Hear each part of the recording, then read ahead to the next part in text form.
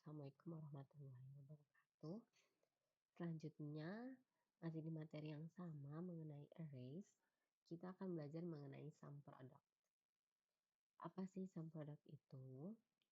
Contohnya, misalnya ini kan sebelumnya kita udah belajar mengenai dynamic arrays sama classic arrays.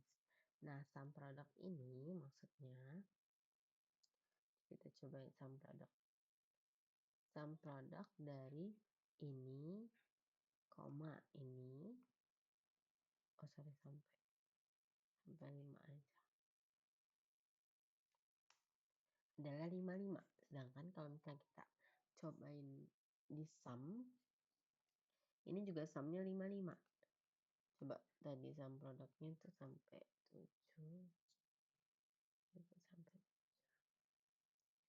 91. Dan ini sumnya juga 91. Jadi merupakan sum atau jumlah total dari ini motor. Oke, merupakan sum dari produk yang kita ingin buat gitu. Ini kan produknya yang mau dibuat. Nah, ini sumnya tuh segini dan emang pas kita coba sum ya bener kayak gitu. Itu adalah bentuk sum produk. Nah, jadi sekarang kita mau coba mengerjakan sum produk. Caranya sama aja, mirip banget sama kayak median yang kita udah ketahui. Jadi kita tuh mau punya data ini. Ini apa sih? Oke, kita mau punya data ini. Job. Jadi ada berapa job yang dipost pada setiap bulannya gitu. Kita mau tahu. Nah, kita punya data job posted date-nya dan kita mau tahu ada berapa banyak data yang dipost di bulan tersebut. Caranya gimana? Pertama dari job posted date ini kita harus tahu dong ini bulan berapa. Sebenarnya dikasih tahu di sini bulannya, tapi kita coba pisahin dulu. Karena kita mau bentuk bulannya itu bukan angka, kita mau bentuknya itu Januari, tulisan beneran Januari. Jadi kita coba nulis teks.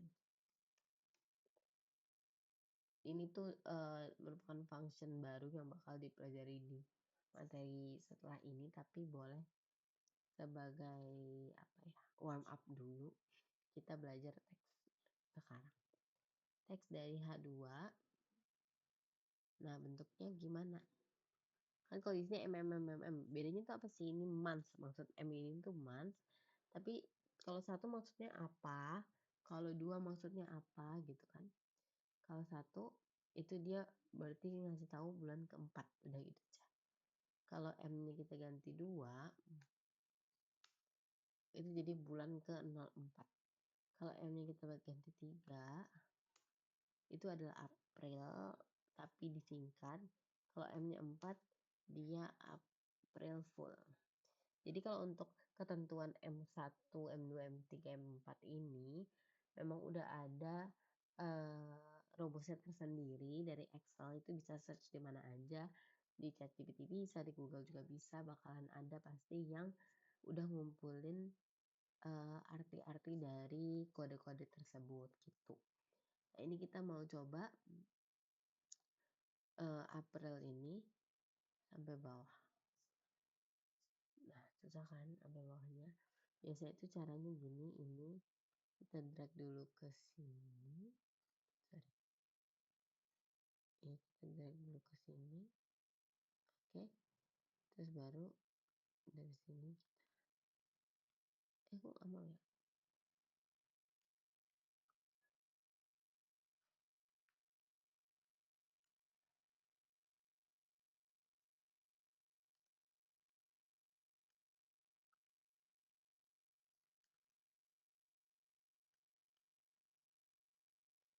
Oke.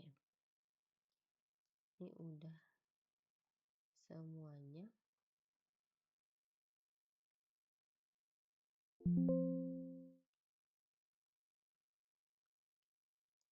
Kita balikin ke sini. Ini cuman biar gampang aja sih, sebenarnya nggak ngaruh sama perhitungan. Jadi kalau misalnya kalian mau drag sampai bawah ya silahkan aja. Oke, udah dapet.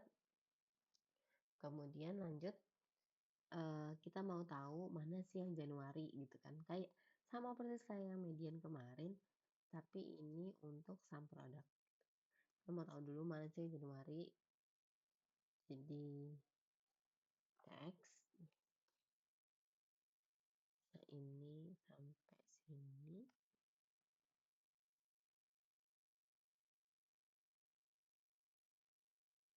Salah. Yang H-nya kita pakainya yang H-nya. Biar nggak bergantungan sama kolom lain. Kita pakai ini di lock karena habis itu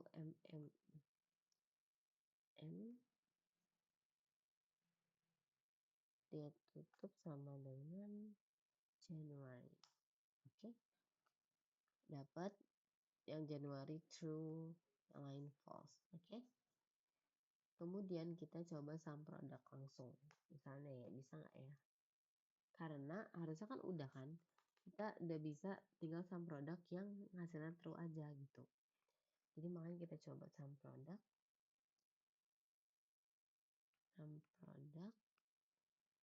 array-nya ini.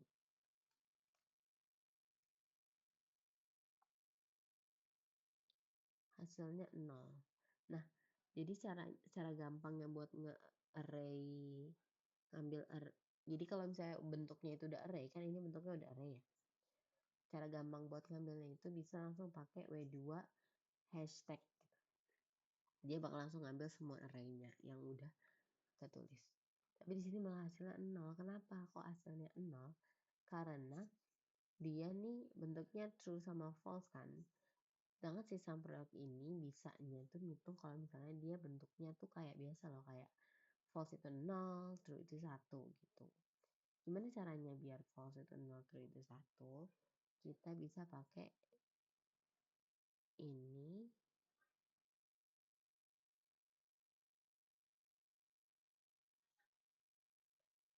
Oke. Nah ini kan bentuknya false sama true aja.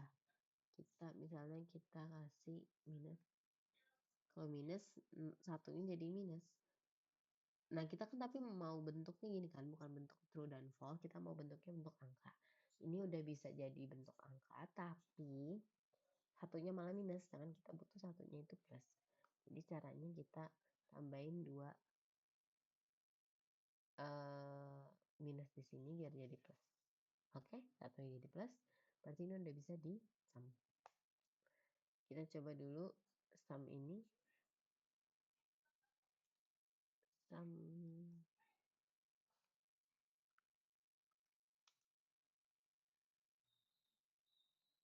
sumnya 3102.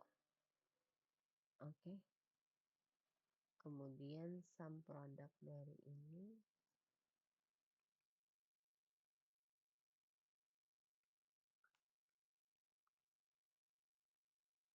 3102. Oke. Jadi udah dapet kalau jumlah job posting dalam Januari itu 3102. Jangan kita mau bentuknya kayak gini, berarti kita cobain satu-satu kayak apa? Cobain dalam satu row itu semua. Oke. Cara-cara yang tadi maksudnya. Pertama, kita cari tahu dulu job title-nya. Job title. Apa namanya? Job posted-nya. Oh, teks dulu kita gantiin jadi teks. Teks ini format teksnya M4. Yap, dapat ini. Kemudian kita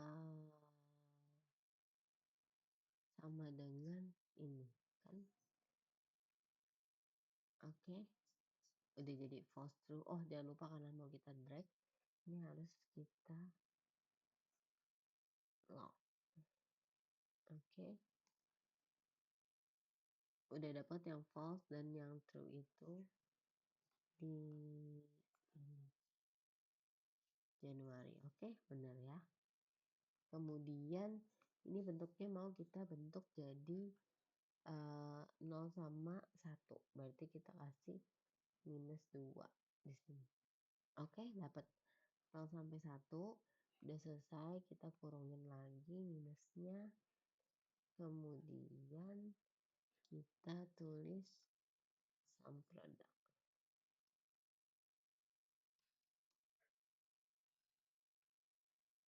Dan dapat 3102 Januari. Tinggal kita turun aja. Oh, ini kita lock juga, tapi locknya cuma yang ini, cuma kolom.